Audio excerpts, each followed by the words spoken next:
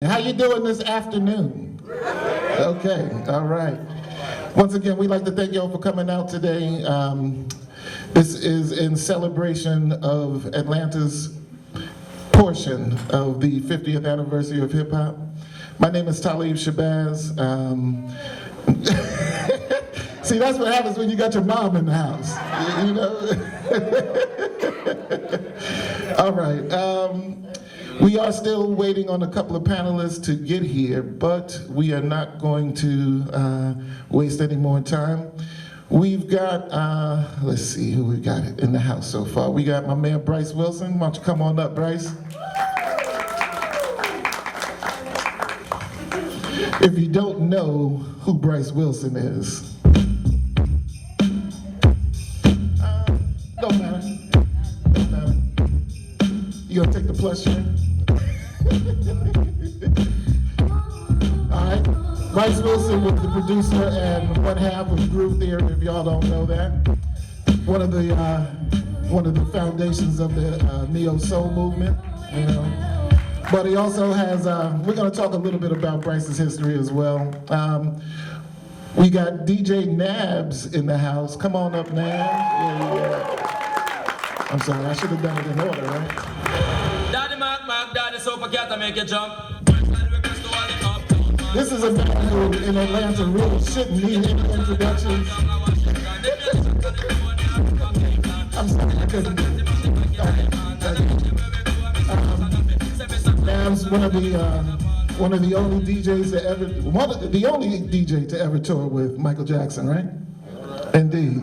DJ for Criss Cross for years.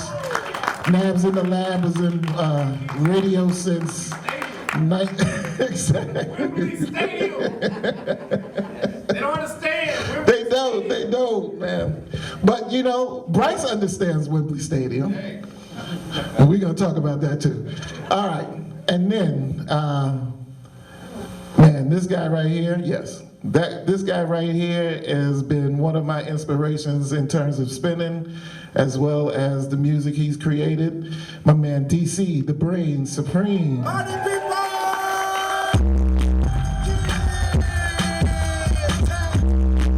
Yes, sir. That's me, DC. My man Steve All right. Nabs. Okay. All right. DC. Appreciate it. Yep. Actually, let's make sure everybody's turned on. Check, watch it. This 1, 2. check. Hello. Okay. Check.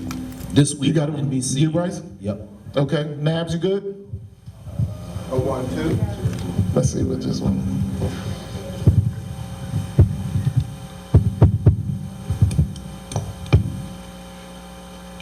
Let's get him.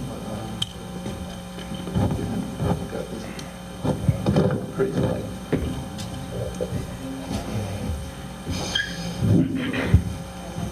There you go, Nabs. Check, check. Yep. Check one. All right, so we do have a few other guys that will hopefully be here soon. But let's get started. Being a DJ.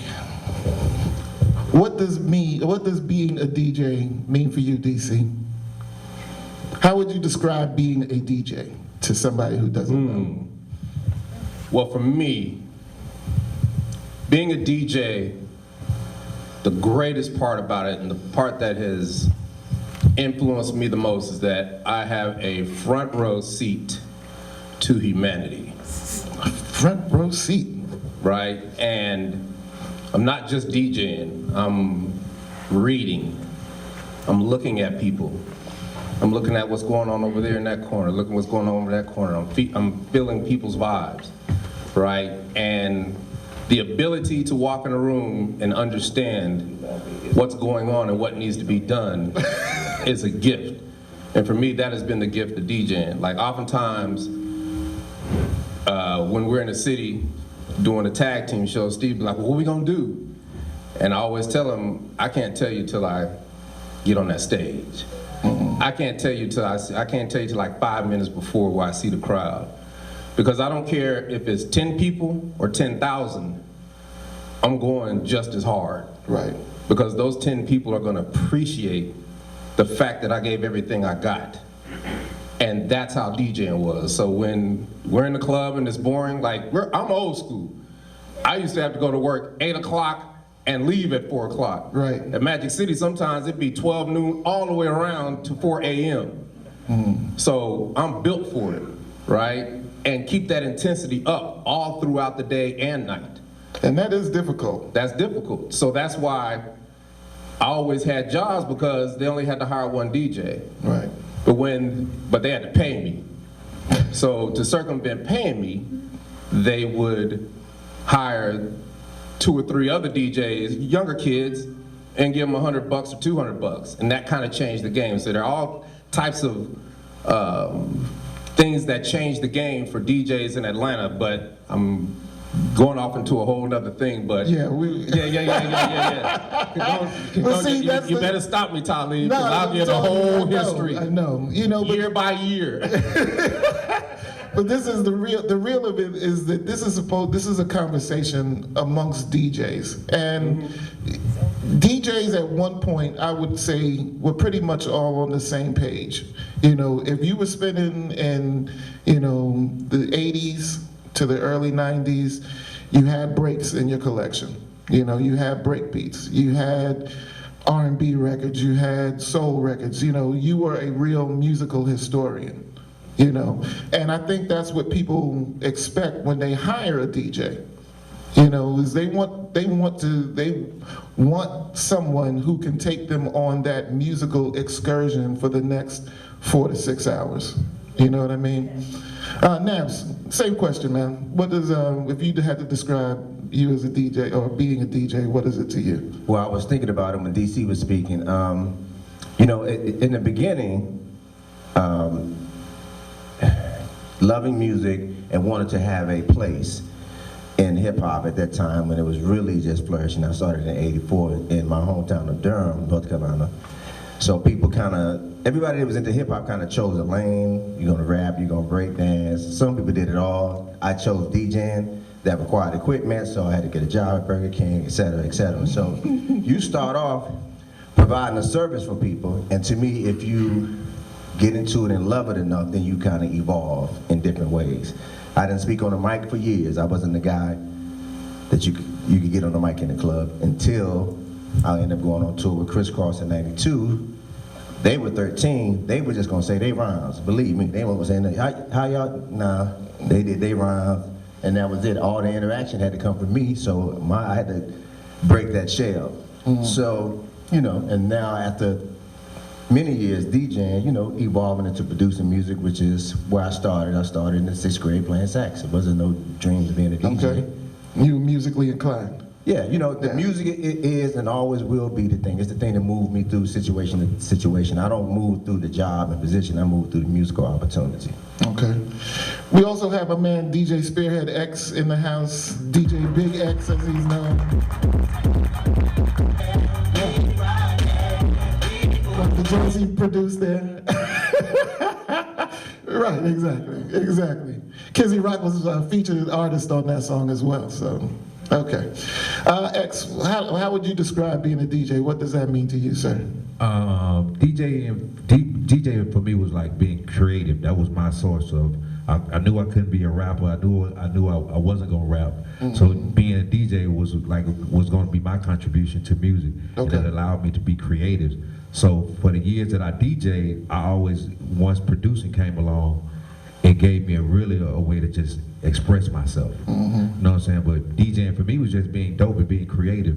And like I was telling DC prior to us coming up on stage, was being able and learning to read the crowd. I think a lot of times when we DJ, a lot of people don't really read the crowd and know, like, okay, if nobody's vibing to what you're playing, right, you got to kind of switch it up. So for me, I was able to learn how to watch the crowd and just do my thing and just watch people have a good time. Yeah. But DJing to me was always just being creative and dope. Yeah.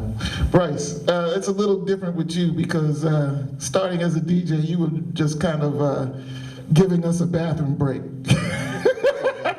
For all those that don't know, Bryce Wilson started his rap career with the group Mantronic, QBC, which was signed by Mantronics, and then later on went to do a couple of albums with Mantronics under the Mantronics label brand.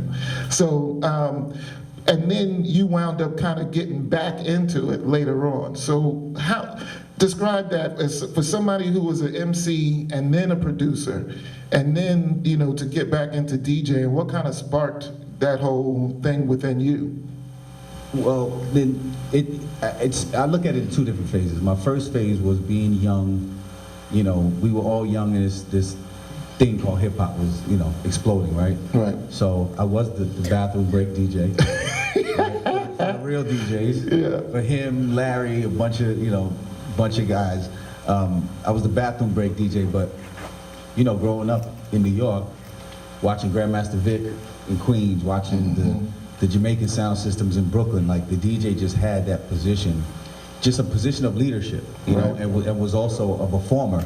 So for me, when I was a kid, it was more of just that admiration for, you know, you got this whole group of people coming from all kinds of neighborhoods, and, you know, there's this one guy that's just controlling everybody, you know, taking everybody on a journey. That was just amazing to me, but years later, I got back into the DJing when the EDM explosion happened. Okay.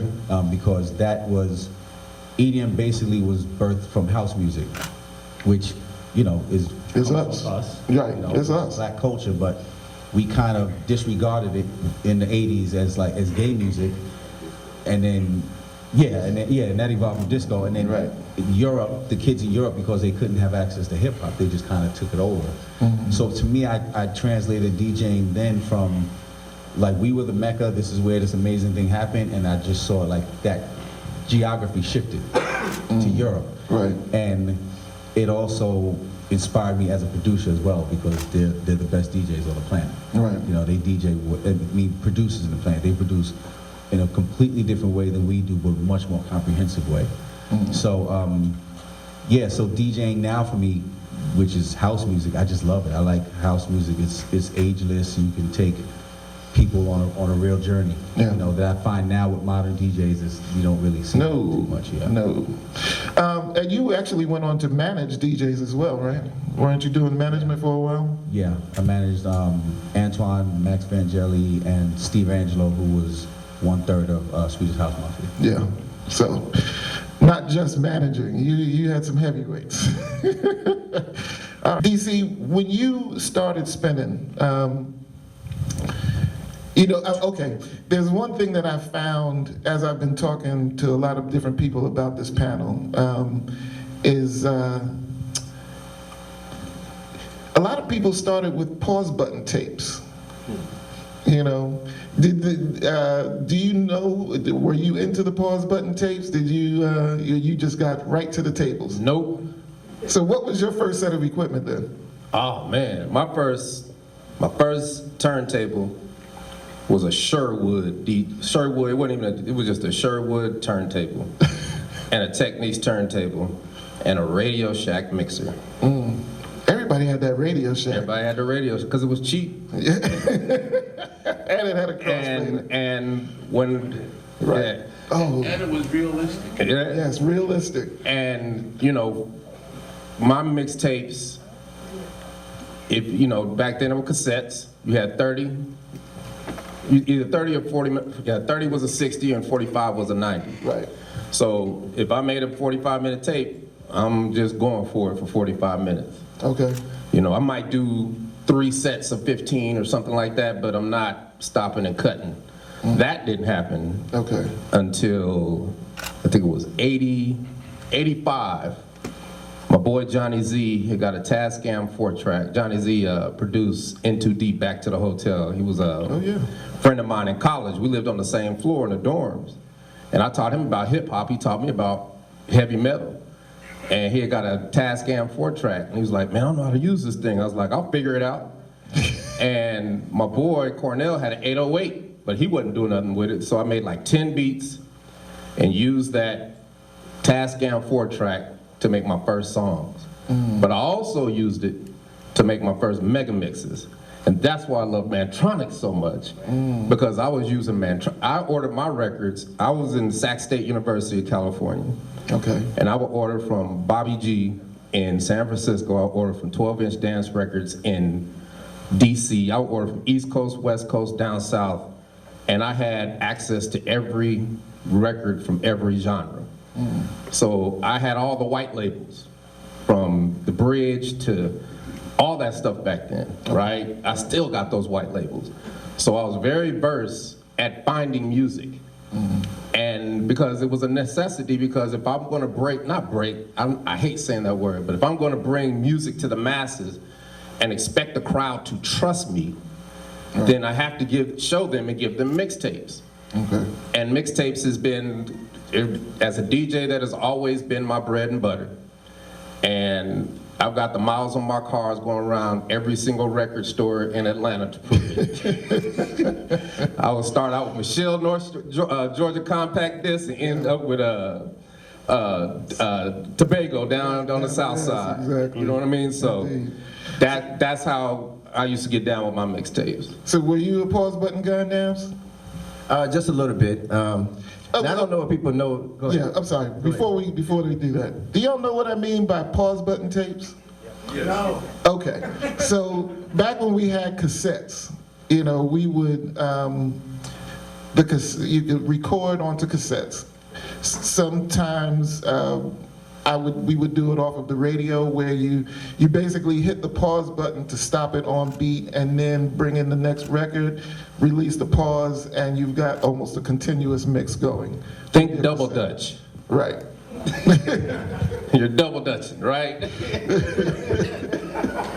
So yeah, so you know, sometimes pause button tapes were really just to remove the voice of the radio DJ if you were recording off of the radio. And then as dual cassettes came around, I found that a lot of DJs would actually create their mixes using like a dual cassette or 2 cassette players.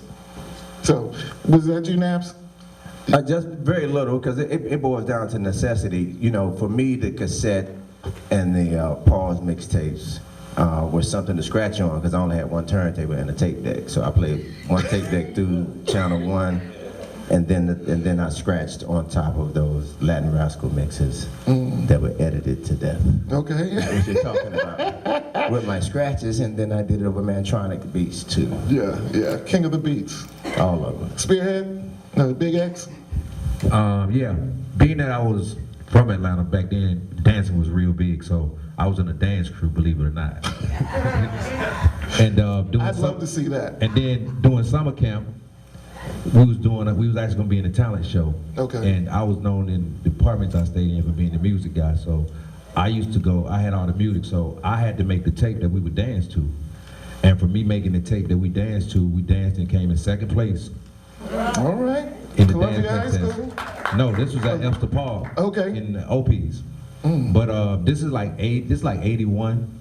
I was a kid, so we was doing this is like when I think Planet Rock first came out. Okay. It had just hit. This had to be like late 81, early 82. You know what I'm saying, around that time. But I was in a dance crew, so that's kind of how I got introduced to it. And then I met a guy at the summer camp right after that. His name was Radio Red, and they used to do the parties for the park. Okay. I was going to summer camp, so they would do the parties for the camp, and that's how I got introduced to DJing. Okay. So seeing them DJing and seeing them doing what they doing after being introduced to, I didn't even know what pause taping was, and I got so good at it. After that, my mom went and bought me the double cassette. She didn't want to buy me the turntable, so she bought me the double cassette. Right. Okay. So what was your first set of tables? Do you remember? I had the service merchandise techniques.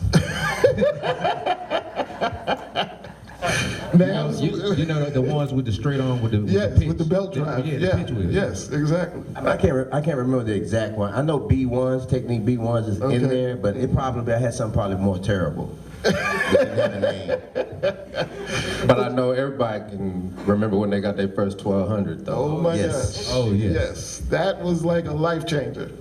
Bryce, did you get into the pause button tapes and stuff too? I only got into it to try to make demos. Okay. Like try to, take this beat and keep continuing it so I could rap over it. Or if it was like a rap record that just came out and you sit out of it and you try to catch it and then you try to continue it. But yeah, that's the only way that I use it.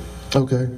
So how did you find Bryce? How did you find getting into production for the first time? What really kind of was the thing that you said to yourself, like, you know what, I'm gonna sit down with this machine and I'm gonna try and get something out of it? I think when I was signed to Mantronic, I was he had a loft in the Village in New York, and he had a Emulator 3. Okay. Right, which was nobody had it at the time. It was this big heavy keyboard. Like blue. And yeah, exactly. One of the first sampling keyboards, actually. My story. Yeah, it was like some $16,000 keyboard. It was crazy. But I used to sit on the floor, and I couldn't really see what he was doing. But I know when he's moving up this slide, the sample was getting, so I'm kind of learning truncating, but not learning exactly what it was. So I did that for a while, and then when I decided to leave the group, I called him and I said I want to get some equipment. So he sent me on this wild goose chase. I bought like $10,000 worth of equipment in like 1990. Right? But I think he did it because the learning curve was so high on it that I wouldn't get it. Right. And I sat there for a whole year in my bedroom, and I never left my house for a whole year. And I mimicked every single Teddy Riley record I could. I tried to grab every snare. Right. They have, creating your kits. Yeah, they have bass notes on it, everything. So I basically really worked hard to imitate New Jack Swing so I can do a clear departure of it. Okay. That was it was always my plan. So once I got the computer and started learning on Vision, it just took off from there. Okay. X? Question. How did you get into actually doing the production? Was it? Oh, yeah. I was in the military. I was in the Air Force. I was in Austin, Texas. And since I had moved away, when I left Atlanta, I was DJing in Sharon Showcase. But I had bought some break beats. And my whole thing was I really didn't know what to do with the break beats. I was just scratching back and forth. But when I moved to Austin, I ran into this guy named Rab that was from New York. And he introduced me to the EPS drum machine. It was a keyboard drum machine. And I seen him doing it, but I seen him sampling the records in and he was making the beats. And I was like, man, I got all them same records at the house. But I didn't have equipment. And he told me, he said, yo, if you go to Guitar Center because you're in the military, they give you a keyboard.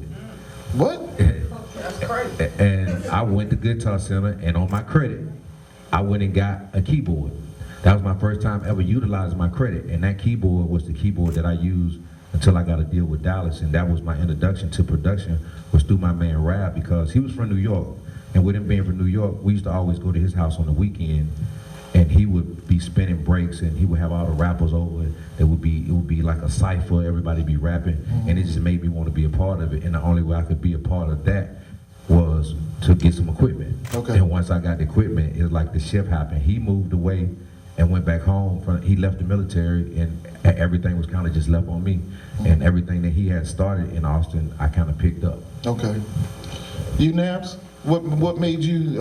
What was it that sparked for you in order to to say, yeah, I'm going to get into this now? My relationship with music production is a little bit different from theirs because I started really as a scratcher, as I said, with one turntable. I got into college at North Carolina Central, and I hooked up with another guy who had equipment, and we combined our stuff. Okay. So I had two turntables. So now I'm mixing records now because that was important to mix at a party, right? So I'm in college. The production, and before I get to the production, I'm saying that my inspiration was Jam Master Jay, Grandmaster Flash, and all that. It was to scratch, and that's who I was. That's why Chris Cross's album, I have a song on there that's just a beat and a scratch. It's my first song published. I didn't say a word, but that's my first song because I'm scratching. So production, what I saw, especially when I saw it for real, when I saw Jermaine and the success of Criss Cross, then he got a label, then Escape, and this and that and third, and of course other people. I'm just using Jermaine as an example, because I was able to participate while watching him do what he was do, but I was able to participate by scratching on the records and performing.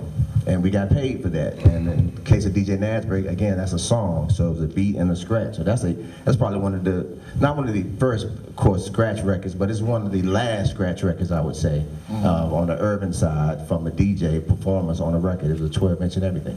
So that's a real, feather in my hat, as they say.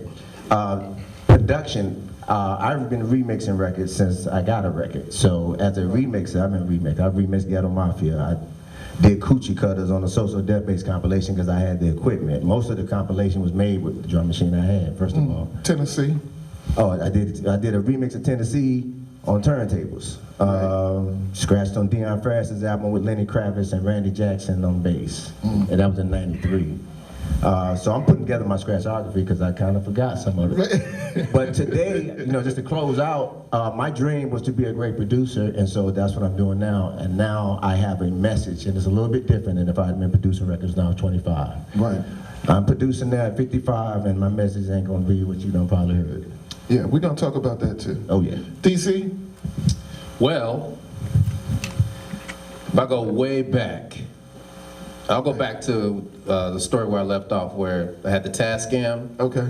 And my boy Cornell had an 808. And I was like, let me borrow it. He's like, nah, man, you crazy.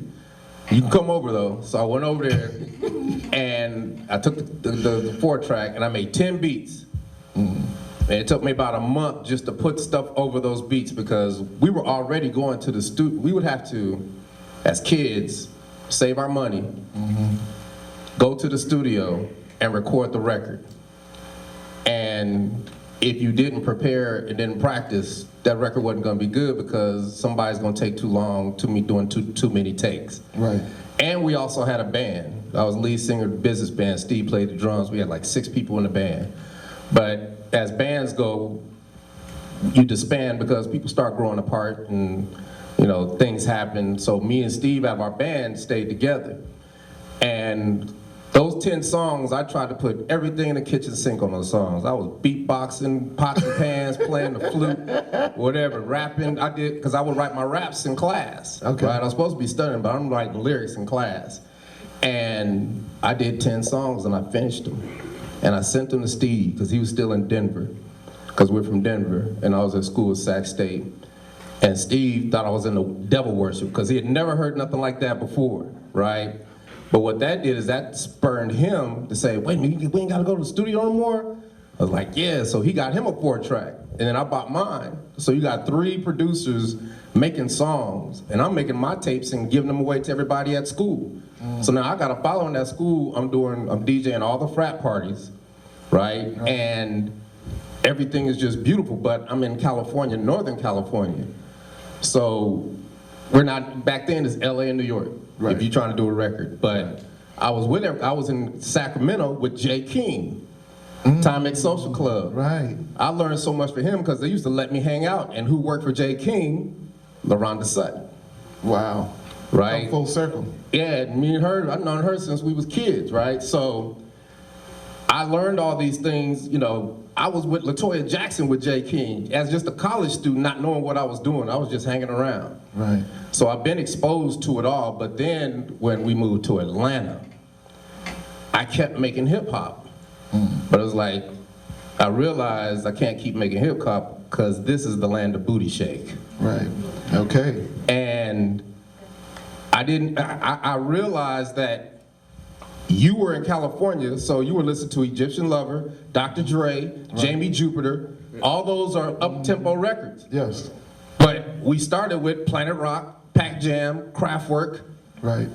So I told Steve, don't try to do bass music like everybody, like Roll It Up, because that was the first record I heard when I got down here. Roll It Up. Success in effect. And I was astonished. That's one of my favorite records of all time. And that was the record of the summer. Like, there's so many different facets that aren't around these days. Like the record of the summer. Yeah. You knew if you dropped something in March, a little bit before Freaknik, and it hit, it was gone. Yeah. And, I'm in the land of booty shake. I went to Steve, and our first attempt to make us up tempo was Whoop, There It Is. Wow. And I'll never forget it. We was at the studio, it was a Thursday night, 1992. And I got the cassette, went to work, set up, dropped the cassette in, and to this day, it is the biggest response on any record that I've ever heard. I've ever played, and I've been DJing for 40 years. I just got to interject one thing. I tell one story, please. Yeah. One story on a consistent basis about DC, and we'll get into our history, I'm sure. But I say, man, you know, because the crisscross opportunity happened the same year. I don't know. Yeah, it was like a year before. With 92. Yeah. Right? So all I know is DC played me from cassette. I tell everybody this, that Whoop There It Is in the club, in the DJ booth. I don't know if it was, I'm pretty sure it was not. It was the Magic City version. It's the Magic City version. Because I wouldn't know, right? But I remember you played it for me in the booth. Yeah. And next thing I know, I'm in Japan with Crisscross and it's playing in the elevator. Yeah, wow. Like, I can tell you that my hubris as a young man, when I played, I was like, okay, every record I'm playing is gonna be the bomb. And I actually shelved Whoop There It Is. But then I played again like in, I think, September. And the same thing happened, but this time Alan Cole from Columbia Records was in the house. Okay. And he was like, what's that? I was like, that's my new song. He's like, give me that, I'm going to New York tomorrow. Went to New York, he worked for Columbia Records. I get a call from Columbia Records, I'm like, whoa, this could work for all the labels. But back then it was New York and LA. Right. They didn't know what to do nothing. They didn't know what to do with a bass record. Right. Right? But all the people who were working these records, which were the reps, because back then you had reps in every region. And we knew all the reps because they would service radio, they would service us, right. They would service whoever they needed to get those records. So that's how we come from, a long tree of people that we learned from in this music industry. And I almost gave up because everybody was giving me the runaround. And then I was sitting in Lisa McCall's office. I think she used to work at Mercury. Yeah. And she was like, you need to talk to Al Bell. But those who don't know who Al Bell is, Al Bell, at the beginning of soul music, there was 3 labels: Berry Gordy Motown, Philly International, and Stax Records, which was Al Bell. The year before Whoop There It Is, Al Bell released Daisy Dukes by Deuce. And I was like, shoot, I'll go. He went gold. I was like, I can live with that. So I gave him a call. He called me back in like 2 weeks. And I was like, look, man, I got a hit record. I've tested it. Ryan Cameron is playing it on a music bed on an instrumental because he can't play rap music. And everybody's calling because they're hearing it in the streets and they want to hear that record. I said, I got a hit record, man. You got to sign us. He was like, all right. I was like, man, don't play with me. I said, you haven't even heard the record. And I'll never forget these words. He said, brother, I don't have to hear the record. I hear it in your spirit. Let's agree to agree and get this thing popping. And I gave my 2 weeks at Magic City, signed a messed up record contract, and in a month and a half, Tag Team was platinum, and the rest is history. Wow. Platinum in a month and a half. That is amazing. And you know, it's funny because I was actually talking to Thomas Baycoat, former music director for V103, and he said that one of his memories was pretty much at the same time, Taz. DJ Taz in the house, ladies and gentlemen, that's right, that's right. What's going on, brother? How you feeling? Grab a squat somewhere. Okay. And he said that he remembers being in the office and within a few hours of these 2 incidents, DJ Nabs quit and went on the road with Crisscross, and he said he was about to hire DC. And DC came in for his interview and was like, hey man, Tag Team is hitting, I gotta go. I was like, dang. I was like, yo, you lost two of your better guys at the same time. You know, so. I never knew that. Yeah. And the most important thing that I want to really let everybody know is that this is Atlanta. All this happened in Atlanta. Right. You know what I mean? Like, this is historic, what happened here, and we were just kids having fun. But we knew what was going on, and we were doing the best that we could, right? And we succeeded. Yeah. Right? You see, that was cool, man. I know how it goes.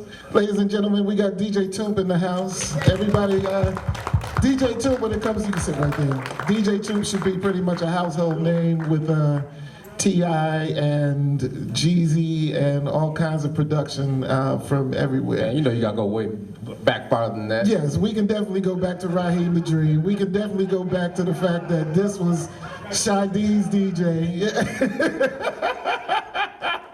You just don't want to show the gray, that's all. I know what it is. So yeah, I mean, ladies and gentlemen, I mean, and DJ Taz, you know, I mean, really right now in front of you, you've got millions of records sold, you know? And I just want to give it up because I personally know all of these guys. And we have been not only friends and associates forever, but you know, I mean, these are the guys that I talk to when I want to build on what we do, you know, and music and everything. So Toomp, since we got Taz too? Okay. Toomp, since you just came in, why don't you tell folks how you got started? Because I know you were a pause button guy. Yeah, I started off as first, I started off actually, you know, my dad used to be in a group called the MVPs. They were signed to Buddha Records back in the 70s, early 70s.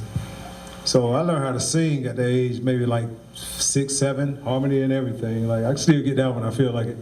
But when Rapper's Delight came out, man, it's something I just forgot all about the whole R&B world. The hip hop is what really grabbed me. Because you got to think, before hip hop, if you wanted to get into the music business, you either have to know how to sing, or play an instrument, you know what I mean? And that was about it. You know, even the production side, I mean, you actually... Yeah, you had to do something. Yeah, it really wasn't no actual sit-down producing tools back then either. So, yeah, I was singing. But once I learned the words of Rapper's Delight, hip-hop just grabbed me, but I still didn't realize that I wanted to become a DJ until Wild Style came out. Okay. But the thing about it, when 60 Minutes was showing, like, you know, it was interviewing Blondie and Fab Five Freddy about, you know, this hip-hop movie / documentary about, you know, the birth of hip-hop in New York. So, and when I saw Grandmaster Flash on those turntables, dude, had them on the kitchen table. Yes. 3 turntables. Yeah, right.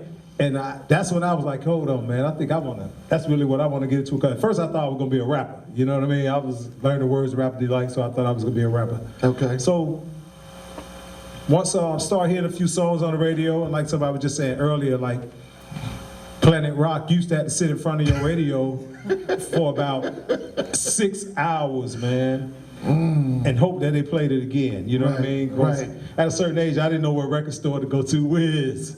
All right. Ladies and gentlemen, DJ Wiz. All right. And so I used to keep my radio like on pause and record, you know, just so I could run in the room and just click and let it go and it'll be recording. Right. And after a while, man, I just started playing around with the pause button and realized, like, wow, man, I could just move this needle back and just repeat this. I can, you know, looping wasn't in our vocabulary, but it was looping back then and editing. So, and once I started understanding the count of music and stuff, I started actually understanding the whole DJ perspective. And on AM, of course, we had WAOK with Keith Pollard. Used to be live at the Sans Souci. But later on, like on a Saturday night, it was this guy named Reggie Reg. It's this club called the VIP that used to be at Burdette Plaza in Buckhead. Yeah, like I wish I had a photo where I could show you exactly where it was. You'll be amazed. Because that whole Kroger City Center and even the Home Depot take over that. Area. So, but yeah, Disco Kroger was on Piedmont with the old 112. They done knocked that down. I'm talking about, well, it was really right across the street from the Gold Room, the Gold Club. That's what. Yeah, it was Lindbergh. Burdette Plaza. Lindbergh Plaza.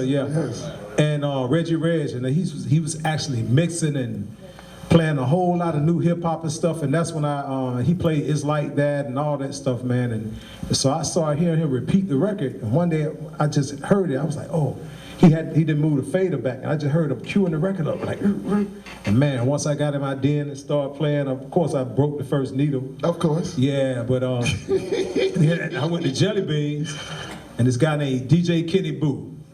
He was in there just rocking, mixing records, man. I never did. I stopped skating. I just started hanging around the booth watching him. Next thing you know, bro, Man, I got my first belt drive technique turntable. Okay, right, exactly. And I had this other joint with no pitch control, but I was mixing, man.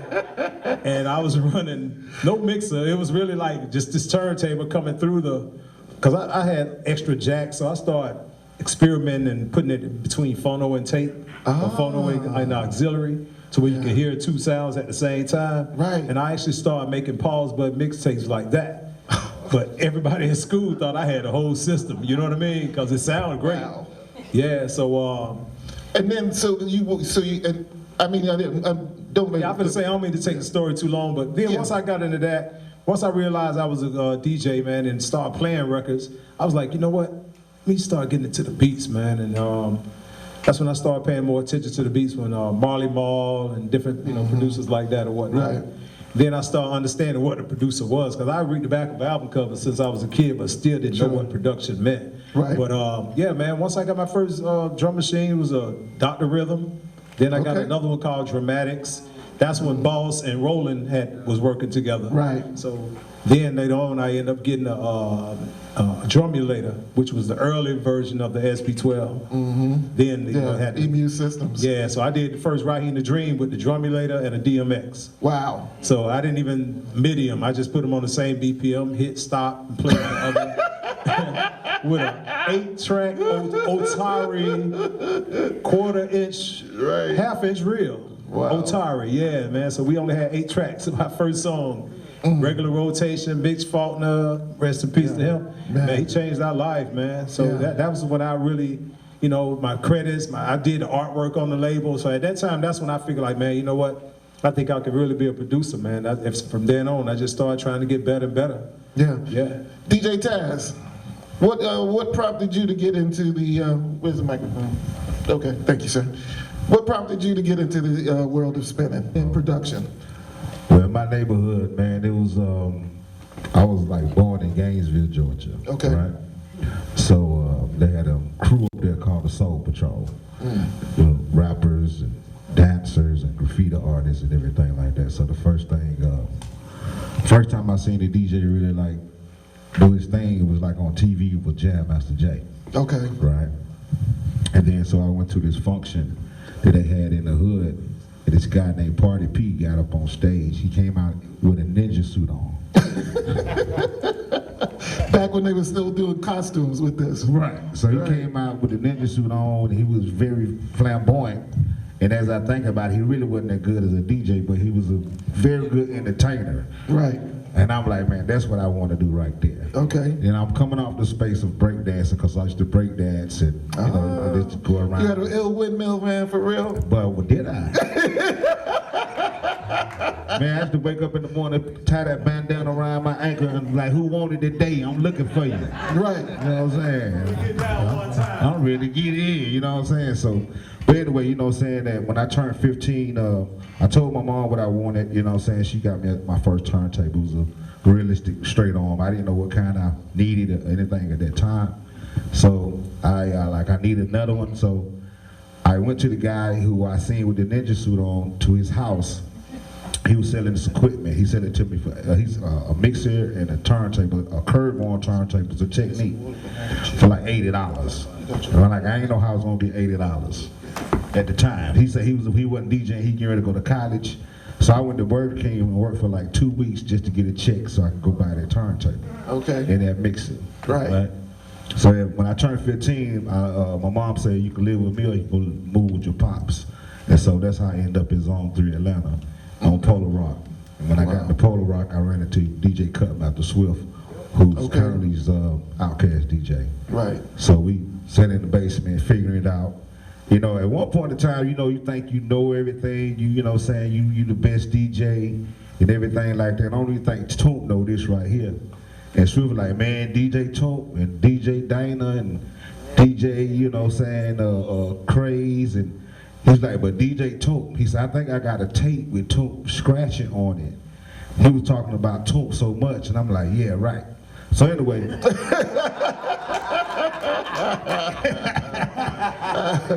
But all the DJs that's familiar with tapes back then, when you broke a a tape, we actually had like scotch tape and put it back together, right? Yes, yes. And so I know how to do that real good, you know what I'm saying? Put the tape back together and then we press play and it was Toomp on there, cutting and scratching. It's time. Backing it up. It's time, it's time. I said, man, that's two people, man. There can't be no one person scratching that fast and going back and forth like that. Right. So, in my mind, I'm saying, okay, cool. So, anyway, fast forward, we go to Piedmont Park. Me and my homeboy and I, we trying to pick up some girls or whatever. And I hear a DJ battle going on between DJ Toomp and DJ Nabs. Yes. Y'all remember? I know y'all remember. I think Nabs just got in the city. I think he might have just came in the city, right? So anyway, you know, my little short butt running up to the crowd, making my way. I said, I got to see this front and center. Wow. I need to see what he did on that tape. I need to see this live. And then I see everything I heard on that tape and some more. Right. He backed up to It's Time the same way I heard it on that tape. And Nabs wasn't no slouch either. And I'm like, I don't know who he is, but I'm a Toomp fan, but he went in. I remember him backing up Salt and Pepper. Get up on this. Yes. Get up. And I'll tell you what happened. After the battle, I don't think I went to a payphone back. That's how long ago it was, payphones. Right. I think I might have put a quarter in at the time. I called Super, I said, nigga. Excuse my French. It's okay. I said, nigga, we gotta get back in the lab.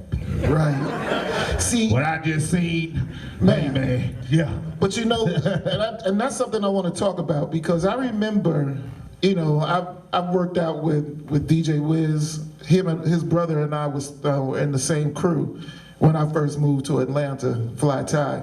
And the way we would do it, we would always be like, because we knew that Wiz was better than the both of us.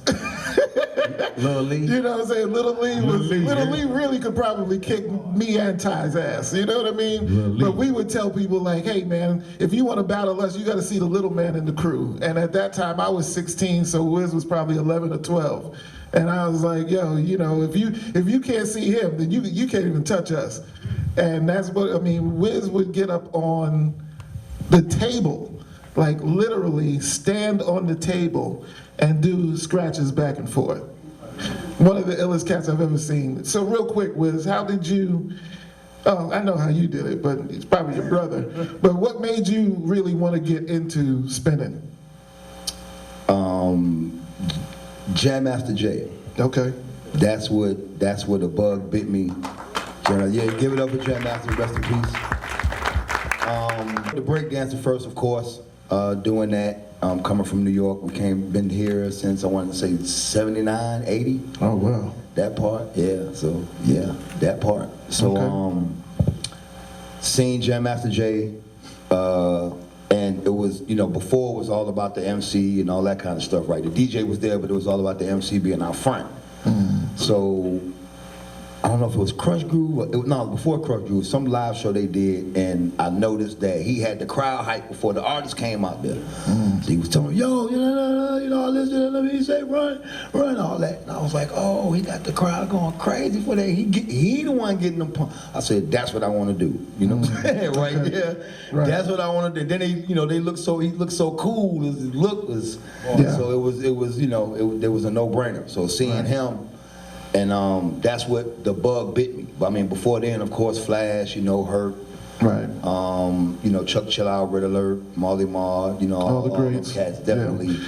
So let me just say this. How old were you when you first went on tour, Wiz? As a DJ?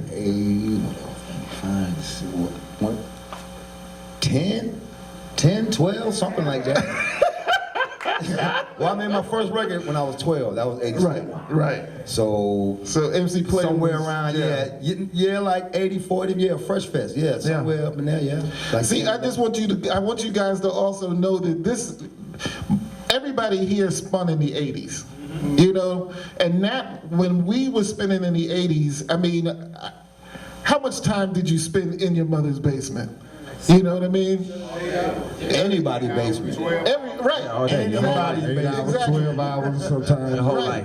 life. And listen, I would say like this, you know, your girlfriend, significant other, whatever, right, took a back seat to the DJing. They had to be in, you know, if I had my bedroom and the turntable was there, you could sit, like, let's see. Move some space on the bed.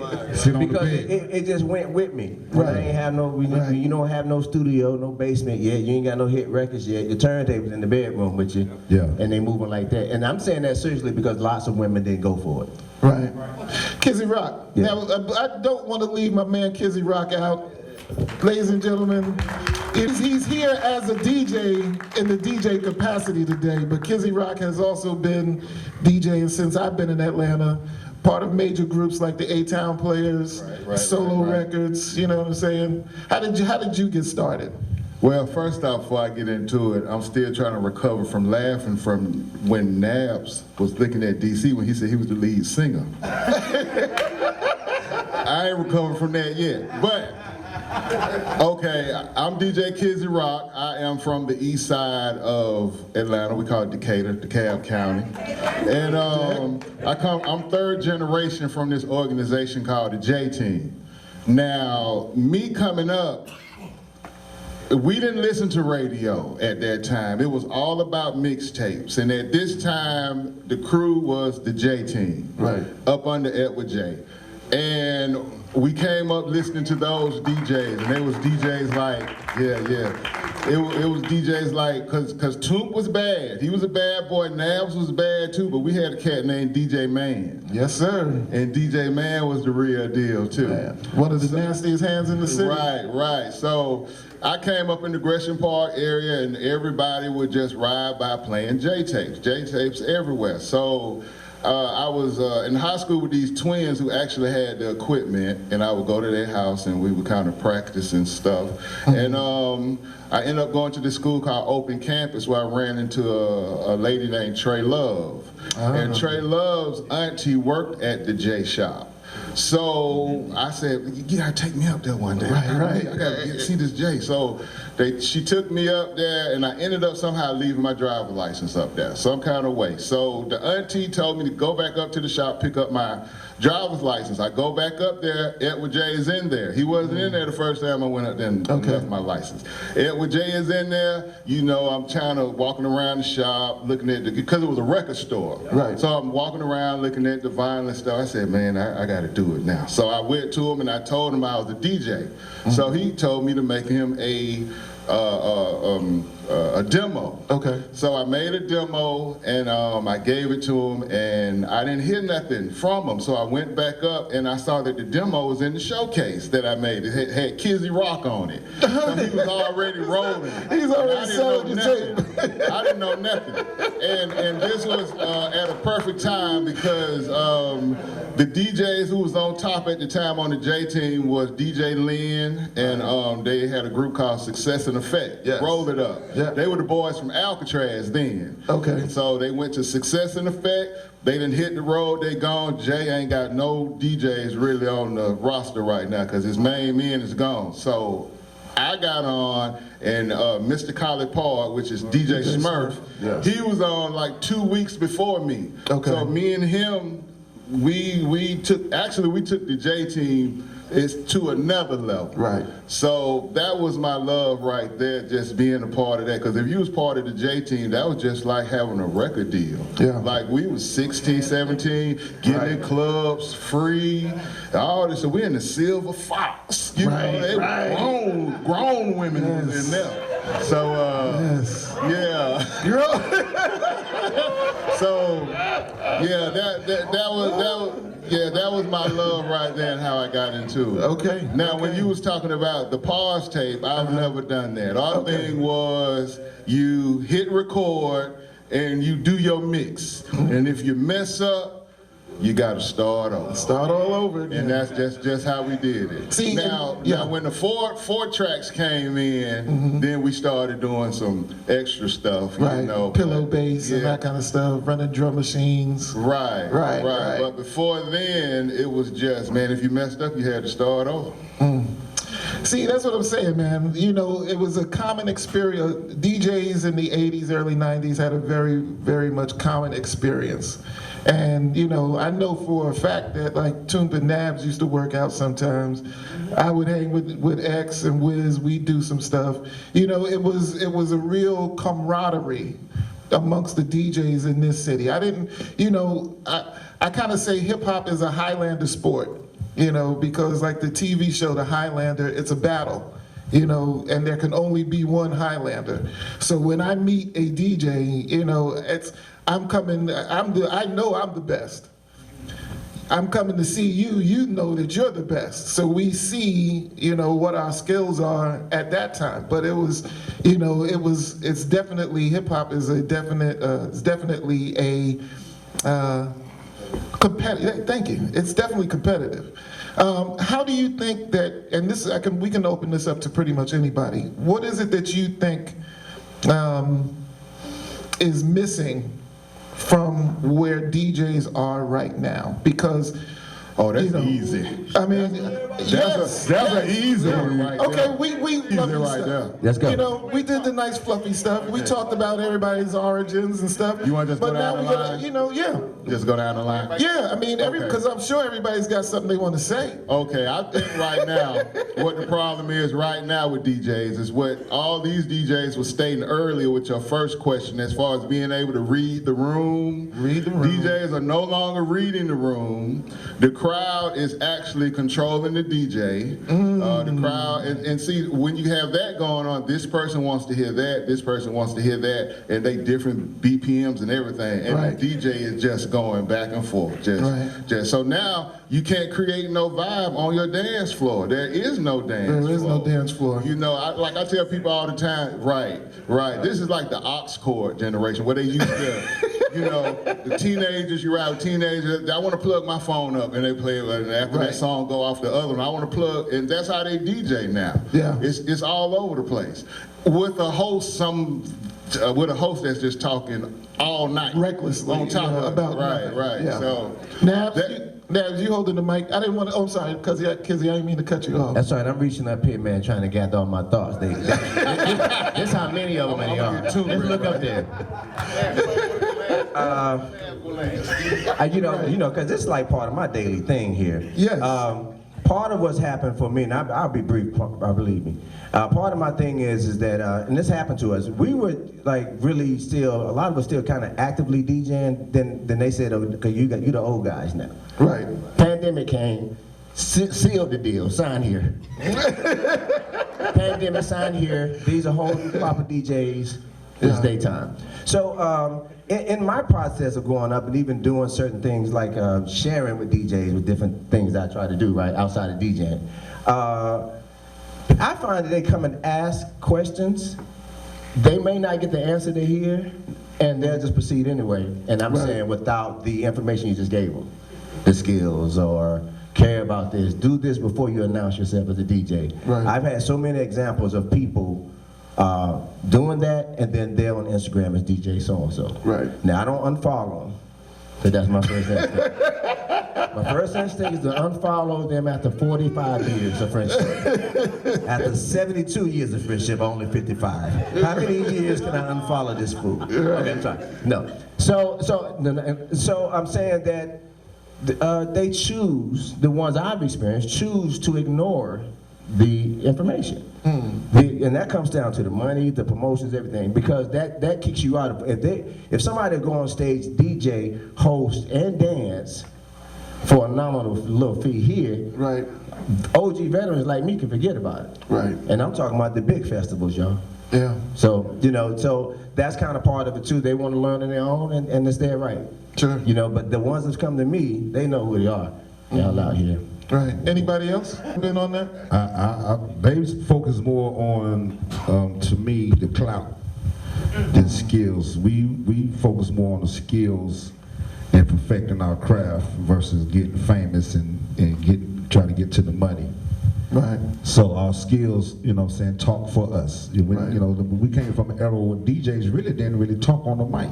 Yes. You know what I'm this is saying? true. Our music and how we played, talk, you know what I'm saying, did the talking for us. Right. And if you know what I'm saying, if the MC get on the mic and rock the crowd, however, but we're in unison with the MC, you know what I'm saying? So I just think, yeah, you know, it's easy for them to get a controller and get a laptop and say they're a DJ until they come up across a real DJ. Right. As is, if any one of us really DJ, for the youngsters, and they see that we cutting, scratching, doing tricks, they think we some aliens at that time because they've never seen it before. No. And how we may rock a crowd. Anybody else want to jump in? I take a different approach because I've been in the strip club all my DJ career. Plus, I had Atlanta Live, I had Club Michaels, Rupert's, Cobalt Lounge. Yeah. Adams. So yeah, I got a different perspective, and I don't hate on them for it because it's their loss, and things change, and I'm not gonna be one of them dudes that just, you know, I don't go to clubs because I know I'm gonna be bad company because I'm gonna be just bitching about the DJ. Right. You know what I mean? So I don't go to clubs. You know what I'm saying? It's like I'm not gonna be good company. Right. But I tell people that, you know, you can't let life pass you by. And I've watched life pass so many people by, and that's how people pass. Yeah. It's real. And I'm always learning. I'm not just a DJ. Right. Like when I was at them clubs, I was doing 10 things. You gotta hire 10 people to do what I do for you. Right. And what changed me is the transition from vinyl to CDJs. Okay. And you know who was working with me? Nando. Rest in peace. His little punk ass used to come in with these CDJs, and I'm like, I'll never use no vinyl. You got me messed up. I ain't never used no vinyl. Then that boy got good, and I had to catch up. And I vowed that I would never let that happen because I was stuck on that mindset that doesn't matter because don't nobody owe you nothing, nobody's gonna give you nothing, and don't nobody care. Right. Right? So I have always been more than just a DJ, from marketing to SEO to building websites, doing all that. And all those things back in the day have made me who I am today because now I'm masterful at all of them. Wow. I'm my own publicist. I'm my own everything because I went and learned how to do those things. Now, for me, I stopped DJing in 2015 because the paradigm shifted and I didn't have a place in it anymore. And sometimes you have to say, hey, you don't gotta play, because I was at a club where the lady paid me not to leave. She paid me to do all the marketing. She paid me to do 4 or 5 other things, and then she said you can hustle how you wanna hustle. Can I just speak on DC's hustle? The way this guy used to have his DJ booth. Okay. The girls trusted me, I could cut and scratch, right? And then I never took money. You can ask anybody. People are like, man, I got $100, play this record. I'm like, I'm good, dude. All you gotta do is ask me nicely. And people couldn't believe it. But that's a form of, you know, reverse psychology. So you actually took requests, DC? So this is how I would do it. No, but this is real. This is real. If they were persistent, really all they gotta do is ask me nicely. But I say, if you do wanna spend some money, get 51s and put it on the stage for the girl. But a lot of dudes like, man, I ain't tipping no girl, I ain't coming here for that. I said, all right, well, cool, I got you. So if he give me 100, yeah, but that's how, let me tell you, but that's how it had gotten because in a strip club, everybody started letting people perform. It wasn't about the girls no more. Right. The paradigm shifted. Yeah. So I shifted with it, but in a different way. I said, okay, give me the $100.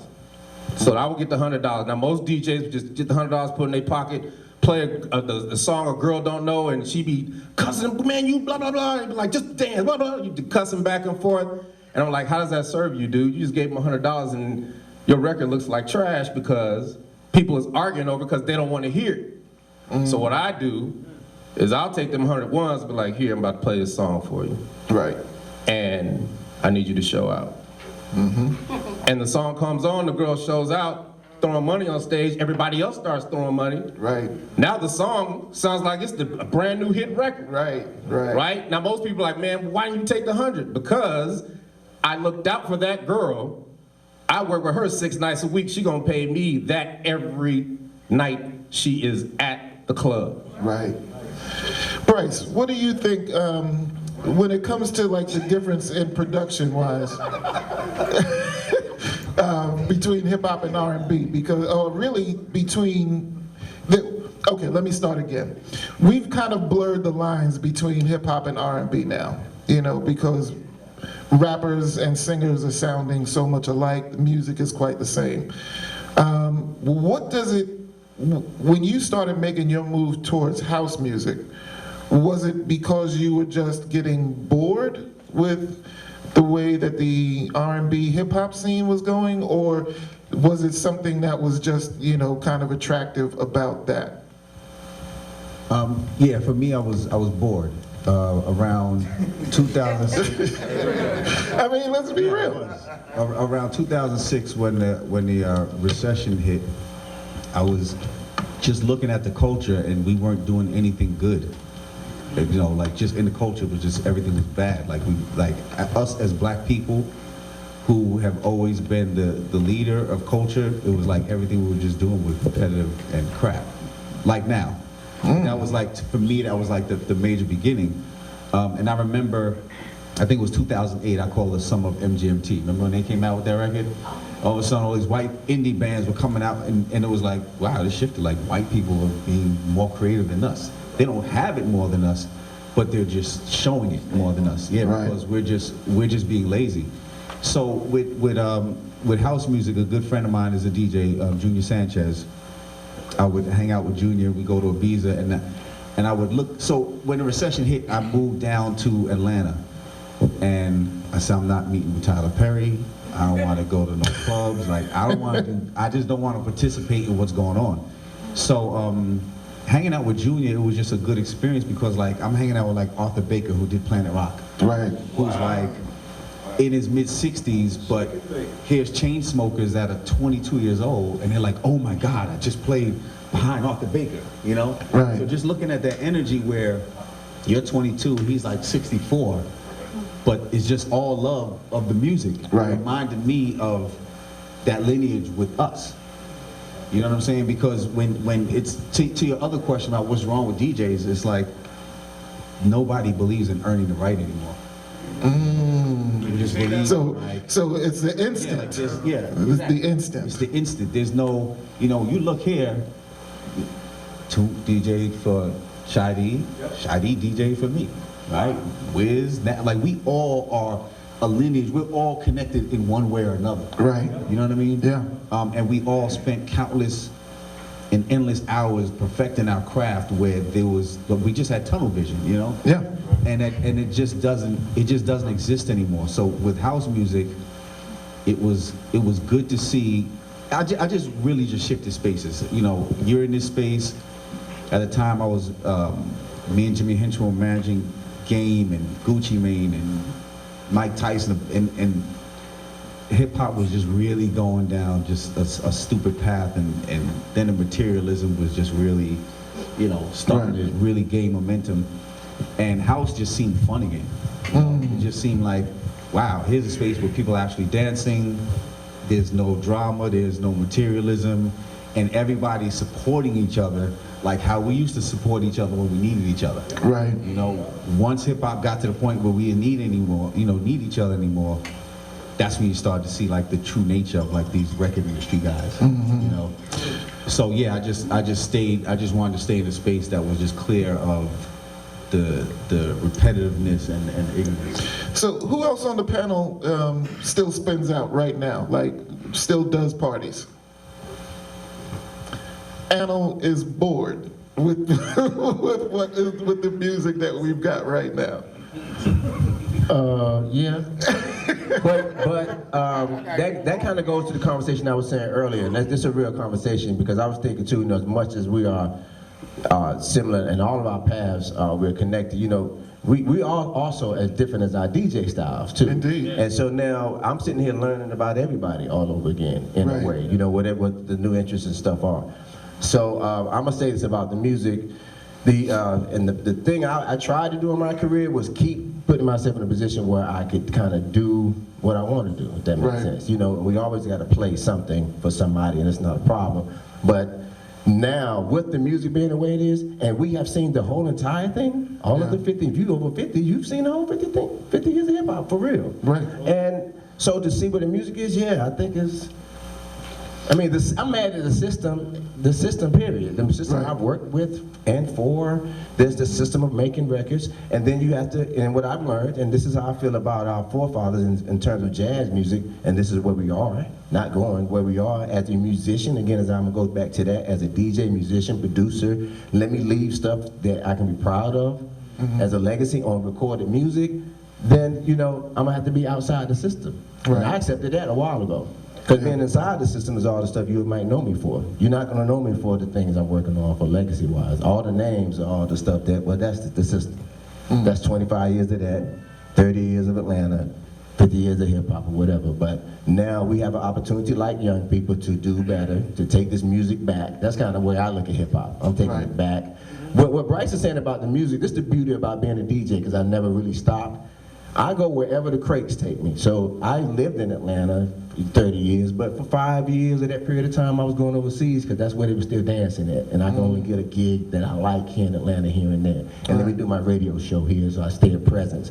But you know, you can just still exist, but not exist, if that makes sense. I can see it being in your ear somewhere, but you're not gonna catch me in no club. That's, you know. And did you really want to catch me back in the Hennessy days? Right. Probably not. No. So let's just enjoy me on the radio, throwback. Right. So okay. But one thing, Talib? Yeah, please. Like you were saying, like you was asking, was it fun? Honestly, the way that I keep it fun is that I basically, whenever somebody called me as far as a gig, I usually let them know right off the bat, yo, 40 and up. 40 and up, and it's from the 90s and back. Okay. If I was to play anything in the 2000s, it's gonna be maybe when I'm going through my medley of stuff that I produce. Sure. Other than that, oh man, it's like late 90s all the way to the 70s, dude. To where, you know, music that makes people get up and want to dance still. You know what I mean? This new music just make you want to stand in a section and smoke hookahs. Right. Like, that's what it does. So that's why, yeah. And so I let people know right off the bat, like, hey, if you want some of the stuff that you hear in the rotation and all that little spin the block, nah, that ain't even in my computer, dude. That ain't on none of my hard drives. I don't play that, bro. So that's how I keep it fun, is by I choose my crowd as far as I let them know off the bat. Okay. Like, yo, I don't really do the young stuff. I turn another DJ on to that. Gotcha. Yeah, that's how I keep it fun.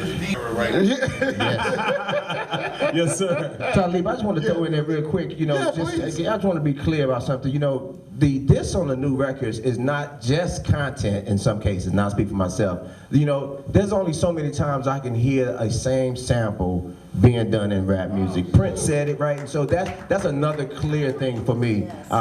If you're gonna touch a sample that's been sampled, you gotta really do something to it. Right. And then if you're gonna put the content that we're putting out on it, and it's an 8th generation sample, come on, as a fan, as a lover of hip hop, I don't want to hear that shit. Right. And like I say, and every once in a while, when I read the crowd, like you say, when it's a crowd that can be read, somebody might say, hey man, throw some Dolph on. And I throw some, you know, certain things that have a beat that I can really mix to, you know, and it's certain, and a lot of the stuff that you hear, you'll really be like, okay, I can't even really mix this in. The 808 just hitting so hard. Then these guys are mastering 2 tracks now. A lot of stuff ain't even mixed no more, man.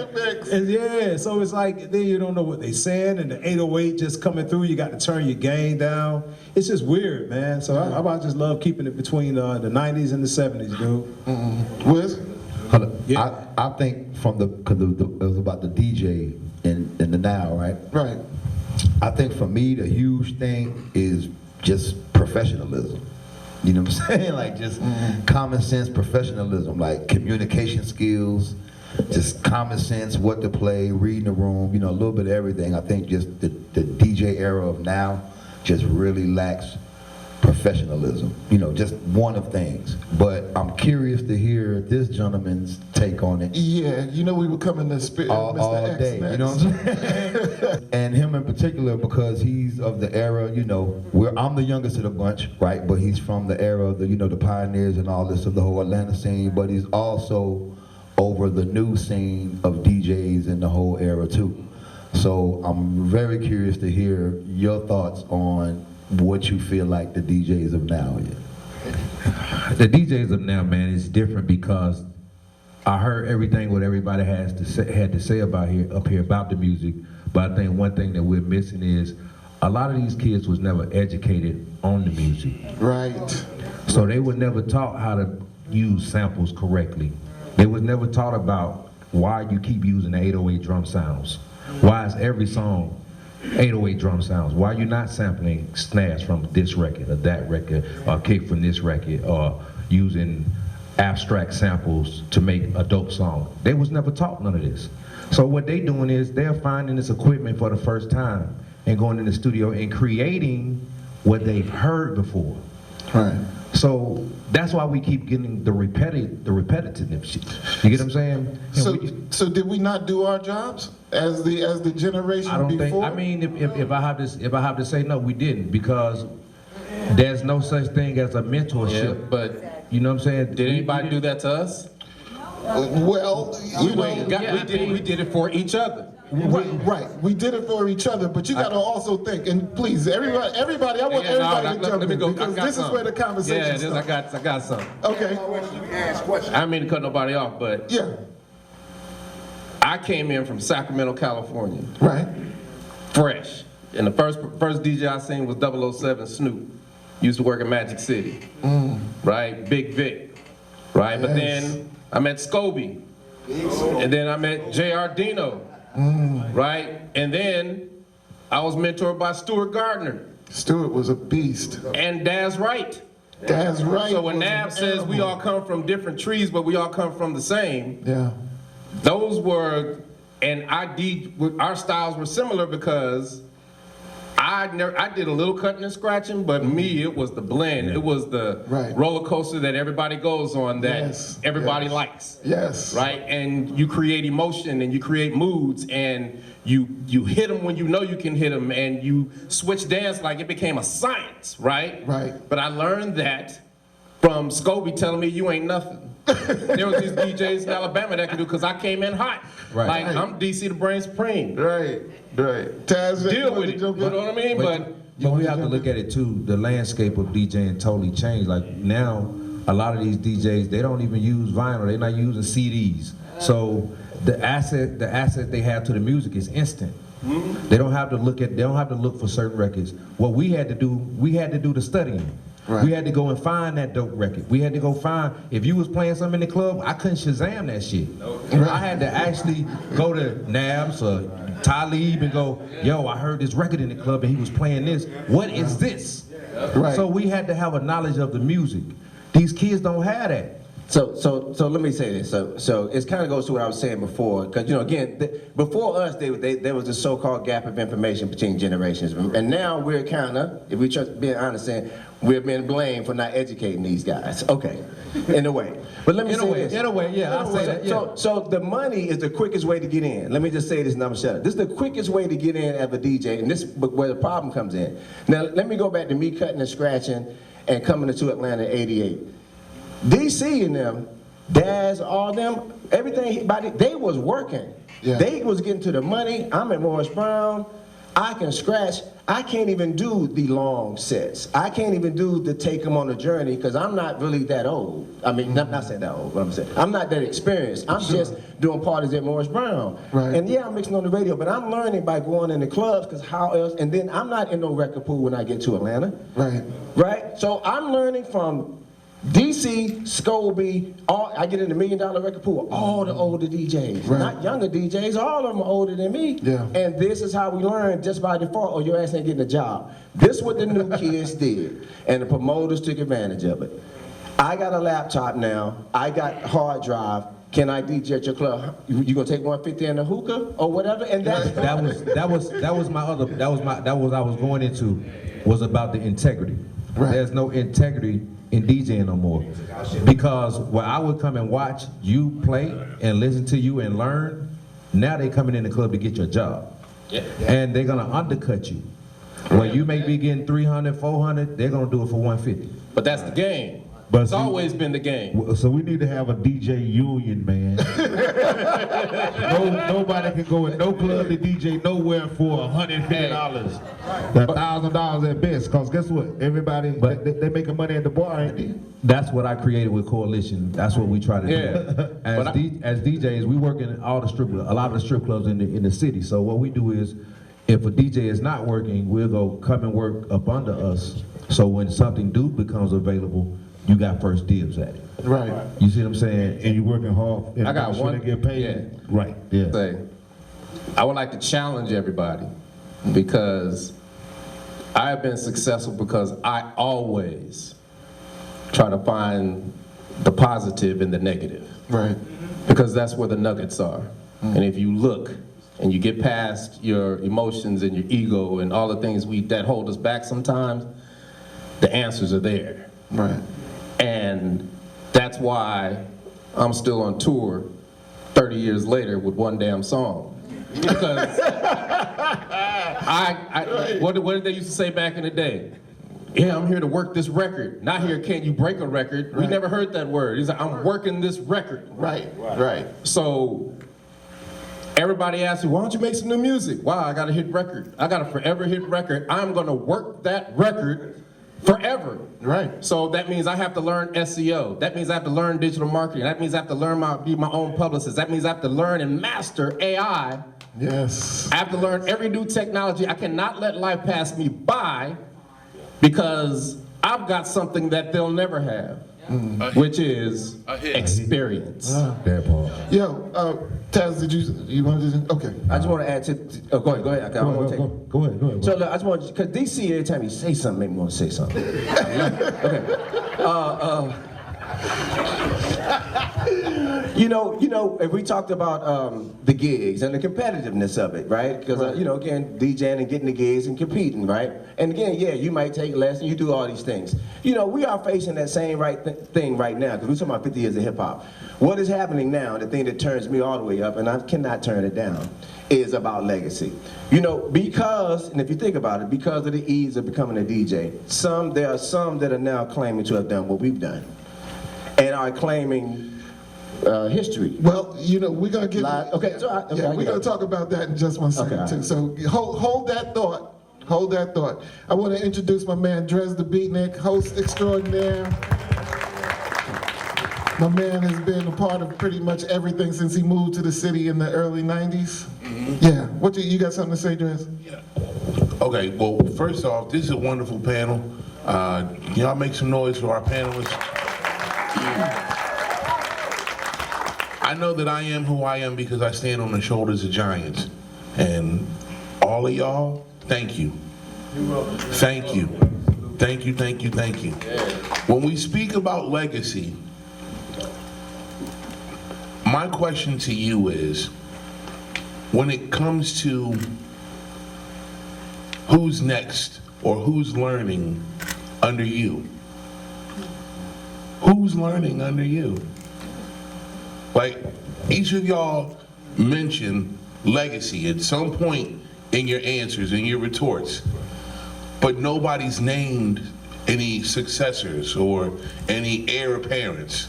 There's a reason. Well, I mean, go ahead. I would love to. I would love to know the reason. Millionaire, multi-platinum. I would love to know the reason, but I also know that I would assume anyway that a lot of times they aren't mentioned because they might not necessarily be ready, and that's okay. But is there an heir apparent that exists that's carrying on all of your legacies? That's a good question. That was damn good. That was good. All right. Anybody want to jump in on that? So, DC? Well, my son, you know, Yes. like, you know, I put a lot of time into him, but if a lot of people don't know, when he got into music production, Shorty Red is one of those guys that I took time out with because he asked questions and he had the desire and the passion, you know what I'm saying? So that's normally who I would probably like, take on. So those that's asking questions who want to know. And it don't be about me charging them. It's just like, okay, it's my responsibility and my duty to pass it on down the line. But there it is. Gotcha. DC? So I have a company and I get calls every day. Can I be on your company? Can I sing for you? Because it's an agency, so they think it's a talent agency. And they, can I do this? Can I do that? And I'm like, I'm an agency for tag team. I'm like, but what are you doing? What are you trying to do, right? Right. And they tell me what they're trying to do, and I was like, well, I'm gonna send me your email, and I'm gonna send you a file. Hit me back in a month, and we'll talk about it. Okay. Because I gotta know if you for real. Right. And I can tell you, 95% of people do not call me back because everybody wants it instant. And it's not just young folks, it's old folks too. Right. Everybody wants it. I give everything because you give what you want first. That's why I'm blessed. I give to everybody. That's why I told everybody, I am the guinea pig that goes out there and learn what they know, because people say they don't teach us that. They ain't supposed to. But it's out there. I will go get it and bring it back to the street game to make the street game better. I will give it away. But you gotta want it. Right. And that's why I spend my time motivational speaking to people, telling them that it's up to you. Ain't nobody willing to put it. People seen the work I put in over years. Right. Who's gonna get up at 10 o'clock and cook 50 plates and then sell them? Nobody. Not no DJ. Right. Who's gonna fly to New York, get knockoff purses, so all the girls can go to Visions on Saturday night? Nobody.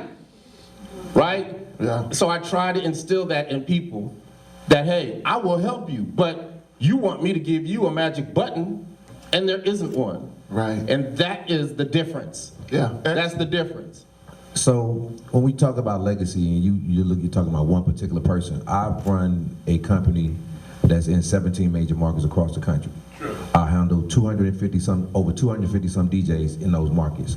So in those markets, what I do is I take people with sometimes no experience in the hip hop in the record business, and we bring them into our organization and we show them how this system works, how this thing should go.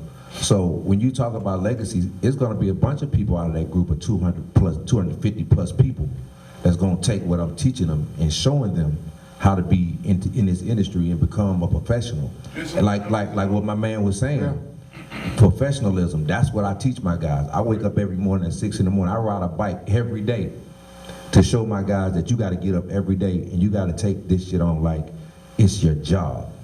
I put the same effort that I would go and put into a 9 to 5 into my business. Right. So if I wake up to go to a job at 9, if I'm gonna wake up at 7:30, 8 o'clock to be at that job at 9, I'm gonna do that same thing for my own job. Right. And that's why we're all here. Right. Because it's called hustle. Yeah. It's called that hustle. Right. We all know about that hustle. That hustle is my woman. I will kill for her. Right. I don't got no girlfriend because hustle is my woman. And see, I love her. And see, and I think I can tell you've been And doing y'all public feel me. speaking. You know. I Feel me? But I think with the success that Atlanta has had over the years, and it's been for so long, people forgot that when Atlanta started, we wasn't the most desired city for music at all. Right. Like when he said he came to the Atlanta Booty Shake, they wasn't rocking Booty Shake nowhere else but Atlanta and Miami. Yeah. Those are the only two places you could consistently hear Booty Shake. So when I was doing Kizzy Rock, when I was trying to get a deal with him, I was at Tommy Boy doing De La Soul. So that came across the desk like, hey man, this is how they asked me. Man, I want some of that Booty Shake stuff y'all be doing in Atlanta. I said like, what you mean? Like the whoop that is, that kind of stuff. So that particular day, when they told me, I had never really produced a bass record before. And this is, I'm gonna tell you, like when you say legacy, with Funky brought me Kizzy Rock. Funky brought Kizzy to me, and then on the first records that we produced, Toomp mixed them. He mixed them. So when you talk about legacy, this is the legacy that we leaving because we all work together.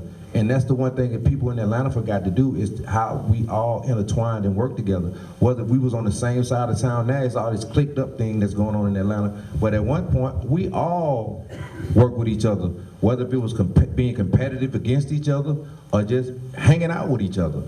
But it was all about the unity and seeing Atlanta grow. Yeah. Now it's not about growing, now it's about greed. You see what I'm saying? Right. That's what Atlanta's about now. It's about greed. It's not about the growth. We've grown and hit the ceiling. Well, here's this. On the commercial side of things, you're absolutely right. However, there is an untapped resource that lives, breathes, eats, sleeps, and shits Atlanta. Hold on. That none of y'all talk to on the commercial side of things. I breed artists every day, every week for damn near 30 years trying to crack that ceiling. And none of y'all break records where y'all are at. And as your job, part of your job is to break records. Now, I'll give you this. A lot of these artists that'll be on the lyrical, spiritual shit all the time, they don't make dance records, and I get it. But that can't be the only excuse that I hear when I'm talking to you guys about these artists. Their stems are all these records. Serato makes a mixer that separates the stems. Y'all can remix anything, and y'all don't. Stop saying we don't. You don't know we do. Stop saying we don't. That's number one thing. I understand you, Pat. No, I got a mic. You gonna stop saying we don't because you don't know. Yeah. I'm just telling you, you gonna stop saying we You're don't. not on the turntables with us, sir. If that's the case, I have no problem with getting it. Well, let me please. Okay, go ahead. I want him after you get him. Go ahead. The mad DJ. Keep in mind. I know exactly where you live. Keep going. 11, oh, but When? No, keep going. I'm the last one, so you got to come break bread with me, sir. the point I'm making here is, for every artist that is receiving this commercial treatment that you all know, you wouldn't spin, you wouldn't support. Well, you know, let me. Can I say something? Yeah. Okay. Leave it out. I'm gonna sit down. I know he finna come in because I know he already moving. I'm gonna say this right here, man. Even though I'm DJ tagged and produce different records and still go out and perform as an artist and all that type of stuff, when I do DJ, if I like something, we still sometimes have our conversation as DJs of what songs is hot, what we like.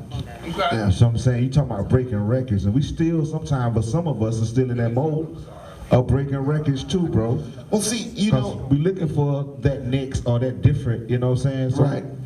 So let me interject real quick, and then I'm gonna let you go, but I just want to interject real quick. I think what a lot of people forget is DJs play what the people want to hear. Okay. That's the main thing that you're forgetting. So let me finish now. Let me finish. And the reason why I'm saying that is because if we in the club and I'm playing what I want to listen to, I don't listen to the shit that I play. I'm gonna play some little jazzy smooth shit. I'm gonna keep the vibe going. But if I see the room go dead, then I'm gonna switch the vibe up. And when you say you work with a lot of artists, I've been working with artists every Monday for the last 13 years. I do New Music Monday. So, and when you talk about artists that we don't see, I see those same artists because the crew that I come from, you was a part of that crew, which was Mavs Influence. We toured overseas, we did shows over here, we was on the MTV Super Bowl show, but nobody in Atlanta knew who we were. You see what I'm saying? Yeah. But it didn't make me feel no type of way because everything has an audience. right. Everything has an audience. Now you can stay inside of your audience or you can grow outside of your audience. Just like Earth Gang. Earth Gang don't appeal to everybody. But they have an audience, brother. Yeah. So if that's your thing, when they catch that record that everybody in here love, everybody in here is gonna know who Earth Gang is. True. Because they're gonna work that record. So let me, did you wanted to add, Nabs? See, everybody know each other. Nabs, tear him up, Nabs. Everybody know each other. Everybody know each other. Same conversation we had. The same conversation. It's time for you to sit down. Nabs a true boxer. Let me explain the differences between me and almost everybody here really quickly, because everybody got amazing shit. I wish I could produce like Toomp. I wish I had a song. Whoop, there it is. This guy, you don't know about, because y'all don't know what he does. Big X, what he has done, what he's talking about with the Coalition DJs, to manage DJs for years. Yeah. Good God Almighty, boy. This guy, I've been listening. I have vinyl from him from 1986 or 87. When did Queens Brooklyn Connection come out? 89. Okay, that's Bryce. Taz. They used to call me when I worked at the radio station. The kids all called and said, "I must be the DJ Taz." That's right. I'm DJ Nabs. They all know. The difference is, y'all, is that I told you I came here as a scratching. I wanted to be Jam Master Jay. I wanted to be the best scratcher. To get the attention as I got to Atlanta, the radio personalities in my life, Jerry Smoking Bees, all them led to say, get on the mic, get on the radio. So then I fought all the radio wars. So what I feel, Drez is talking about, because I know him young like he know me young. We old now, I know him young. So there's a whole grip of artists that didn't get a deal. There's a whole grip of artists that didn't get played on Hot 97.5, Hot 107.9 when it changed. Now, how many rap stations we got in Atlanta? Now we celebrating all this year's rap, and some of these artists was never played. So that's what I hear is your frustration. Bro, all I can tell you is that I did my best to play. Ain't nobody, everybody that know me know that Ludacris was on my show first. Y'all might not know. I got interns everywhere. Right. People that do, I'm not gonna run down a list of who and what I done helped. But again, the difference is I've had the 30-year radio career here. I played his records on the radio. His records on the radio, his records, and his records on the radio. That's the difference with me, and I ain't from Atlanta. That's all. Okay. All right. Got to stand on that. So we're gonna talk about radio when it get played. I'm the radio guy up here, Well, so I'm gonna tell you, and I don't run the system. I don't run none of these stations. I left all of them every time they gave me a problem with what I wanted to play. I left every last one. Regia Shabazz right here was my music director at V103, 80s, early 90s, right here. She know the game. Yeah. And she's a wizard on the numbers. Yes. You know. She knows the limitations of rap. Limitations of rap all the way through this city. This is an R&B city that embraced hip-hop at some point. Right. You know, and radio at some point. Now everybody's in 50 years of hip-hop. I'm like, look, most of these people sit down. Y'all didn't rock with us. Well, you know, Most of these people that you see now, you didn't even see them back in the day. Most of the people that's around here claiming 50 years, I don't know them. That's what I wanted to touch on before we close the panel out and get to some questions. I know there's somebody in the house that has some questions. Okay, so Hold on, before you say that, yes, just please, say one last thing to him. Right? Well, not to you, but to the situation of the legacy and all that. But that's the whole point. Talk about it. Right. To keep it just all the way $1 trillion. Yes. People don't listen, man. yeah, They just hard-headed and don't listen. You know what I'm saying? Like computers and all this stuff got people thinking, they know everything and they haven't experienced really nothing. Like with me being young, right? I'm the youngest up here. And what X was saying as far as they don't, the DJs of today, they don't really know what we knew. People teaching them this, people teaching me that, this and that, the third. It was like that when I was a kid too. Wasn't nobody really teaching me nothing. Like my brother used to lock his room. Am I lying? You know what I'm saying? This is my own brother. Not at all. Now my uncle taught both of us, right? But he used to lock his room. What I do, find some kind of way, Jimmy to lock. Being there DJing, they come from school, I'm in there, DJing, right? Right. So I'll take it or whatever, boom. I used to knock on friends' doors and go to people's houses and literally beg them to scratch before school. Man, just let me get a quick cut. Just let me get a quick scratch, man, before school. I think I probably came to Toomp, just quick, that part, you know what I'm saying? I was determined to want to be good and excel in it. You know what I'm saying? I wasn't sitting around waiting on nobody to teach me nothing. Right. And once you seen my drive and seeing, I kept in people's faces and stayed out there, then that's what got it. I learned from, a little bit of everybody up here in some way, form, or fashion.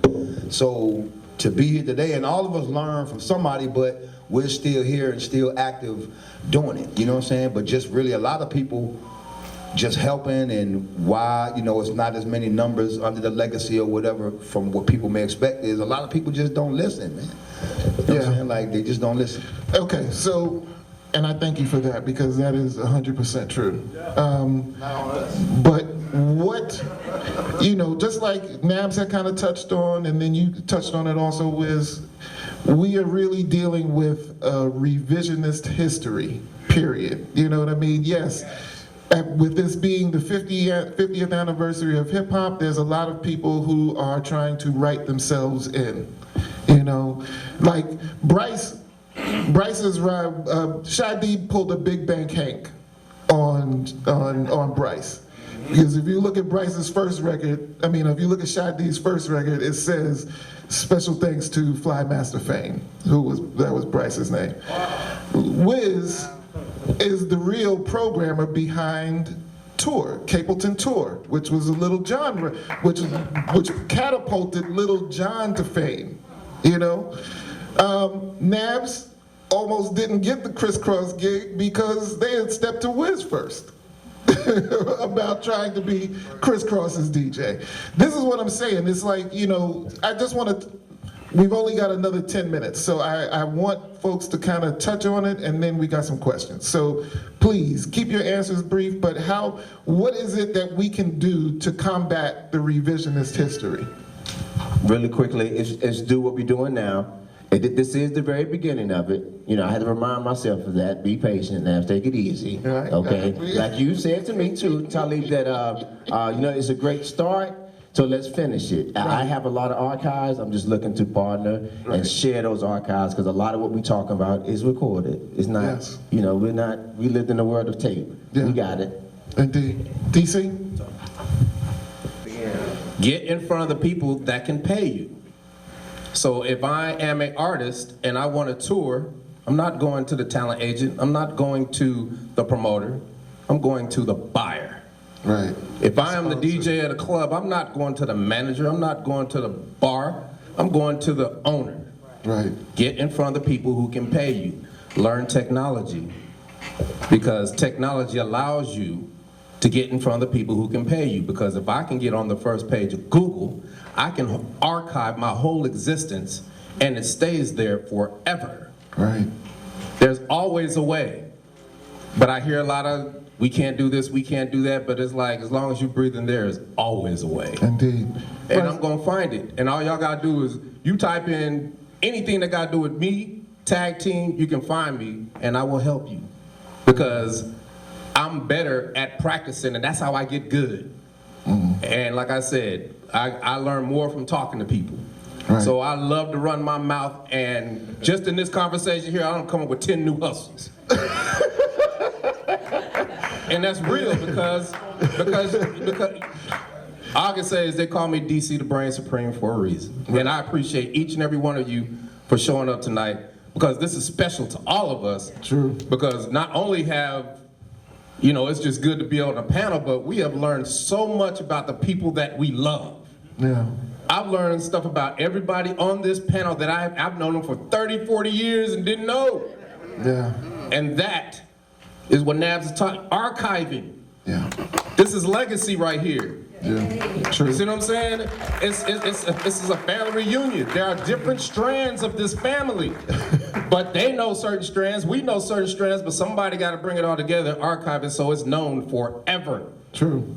And then we get our due. Anybody else have anything they want to add? What was the question again? My bad. What can we do to combat the revisionist history in 2 minutes? What can we, say it again? Okay, everybody's trying to write their own name in now. So for the people that have really been doing things, what can we do in order to ensure that people know who we are? Oh man, well, one thing I noticed is basically, man, at least every few years, man, I make sure I just keep reinventing myself, because there's always new people who, you know, a new generation. Yeah. So once I really realized that people know my music but don't know who I am, like I could be sitting in the studio with some cats, it's been a few times I've been in a studio with a whole room full of artists and producers, and I may just have a suggestion on something and say, hey man, you know, move that around a little bit and move, and I'll sit back. And after I do that about a few times, they be like, hey man, OG, who are you? Or they'll say or whatever. Right. You know, they ain't started calling me Pops yet. Right, yeah. But they'll say, OG, who are you? I'll be like, yeah, I'm Toomp, man. You know, I know. Right. Then they'll be like, man, Toomp. DJ Toomp. And the whole room just changed. I'm like, yeah, bro, you hear me say that earlier? I just didn't put it together, man, you know? And then it's like, and so now that's why you may see me on like Beehive or just different little podcasts. I went up to New York with my expert opinion, because I know it's really necessary to really keep reintroducing yourself to the new generations. Indeed. You got to do that. So now it's a few things I'm lining up to take that to another level. Yeah. Okay. Anybody else? I think as to correct what's going on, we gotta be active. Yes. And be engaging. I think a lot of us have grew up and watched this music develop to where we actually don't engage with the younger kids. We talk about them. Right. We talk about what they're doing wrong. We talk about what's going on with their music, but a lot of us are not engaging with these young kids. Right. I talk to them a lot. I see them every Monday. Okay. So I see the shooters. I see the guys that's shooting up, waiting on the ops. Yep. I see it. I hear it in the music. But if we don't sit here and tell these kids that, hey man, you ain't going nowhere with a record talking about your ops. Right. You're not going nowhere. I had a kid walk out of my New Music Monday event because we told him, do you not see what's going on with everybody? Yeah. Your whole record. I'm gonna tell y'all what the songs were called: Murder, Bitch, and Red Wrong. Those are the 3 songs he performed. Yes. So, and you ask the kids, well, where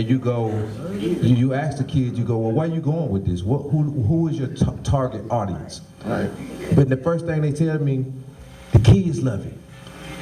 And I ask myself, I say, at some point in this music thing that we did, we went wrong somewhere. Right. Because if all kids are glorifying death and destruction, we gotta do something to change not just this community, the whole community. Right. Yeah. All right. We got any questions from anybody in the house, Miss Melissa? So what I have is not so much a question as much as a comment, right? It's really 2 comments. The first is, DJ Taz, your That's Right was the first cassette I purchased with my own money, right? That's showing my age, right? But I got that taken from me, and I knew that, like, my father was like, let me hear that. And he heard it, and he was like, oh, nah, right? I'm taking this from you. What'd I say on that? Was it bad? Yes. It wasn't you, it was Raheem. But it was Raheem the Dream that said something bad. But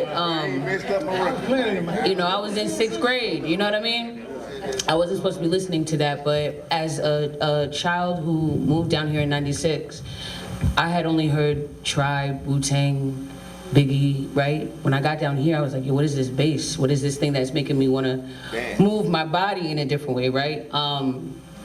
But the second thing really is, as curator for the Elevate Festival this year, this panel, with the help of Brother Talib, right? This panel was one of the things that I originally saw for all of the events. And you guys have delivered in such a way that is beyond. Thank you. Right?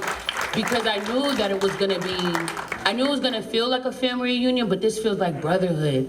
This is brotherhood, right? And I thank y'all for being so vulnerable, being so open, being so real, for your contributions, right? Like, I don't know if y'all got to see that billboard downtown that I made for this event, but we're honoring you, right?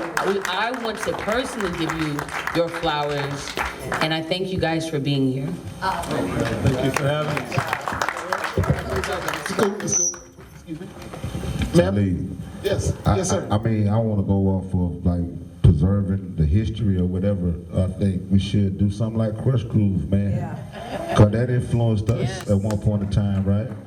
So I think as far as like a music industry movie from Atlanta, like Well, that'd be dope. from you know different perspectives, it can be a series or whatever. But I think that we can start telling our story that way too, and having younger people play us, play some of the guys or whatever You just to said resonate to the younger artists. Full. That is incredible. Cool. So y'all took the words right out of my mouth, because I was about to say that it's education now. We have to pay it forward to everyone now, because we've already identified the problem. So I want to see a documentary. Like, I'm excited about all of y'all. Like, this is my first exposure to this, but I'm sitting here geeked because I'm 52 and I'm like, yeah, that, you know. So I want to see a documentary. Let's get in touch with the HBOs. Let's get in touch with the Max. Let's see what they could do for us, because you guys are incredible. Y'all, this is where it started. Yeah. So that's next. We need education. All right. My man here in the back, what you got? All right, y'all. I can talk, so I'll do my best to be very brief. But I'm born and raised in Atlanta, Georgia. Born in Southwest Hospital. Be 50 next year, so we're all in this same group. And my thing is just an appreciation and a small part to kind of go off on this legacy part. Atlanta always was a place of creativity, from music, from James Brown to you name the rest of it. But once hip hop came, it created a whole next level. And as one of you said before, I don't remember who, but we never got respect as far as being rappers or hip hop when it came to Atlanta, because it was like that stuff that they're doing down there, or they weren't even really listening to us. So that statement that Dre made at the Hip Hop Awards about the South got something to say was really true, because I really felt that, because we were doing this too. We were doing the exact same thing. I grew up listening to New York rap. I love Tribe and Strictly Business, you name it. But at the same time, I also love, if you threw on Can't Stop the Rock, I'm gonna get my groove on, bro. I'm in 559, me and the homies, we stepping, we getting our little yeah. So even as a DJ too, I just want to show ones like Taz, Toomp, Kizzy Rock, ones who are performing DJs who are also artists themselves.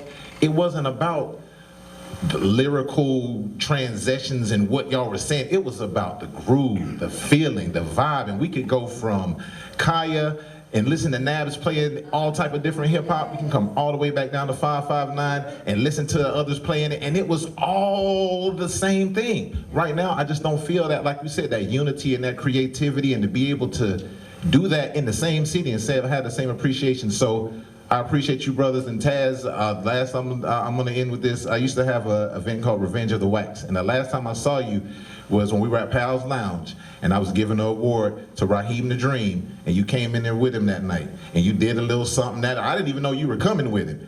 So he came just to get that award, and I also gave one to Shadi and also Diamond D, who was here in the city. So that's just how much I appreciate y'all. And if I can figure out ways to do that again myself, line up with anyone else who's down for it, hey, this is my city, and give thanks for each and every one of you brothers on this stage. You're welcome, brother. We got time for two more. Oh no, we got 1 minute. We got 1 minute. Make it quick. Take 1 minute. Last question.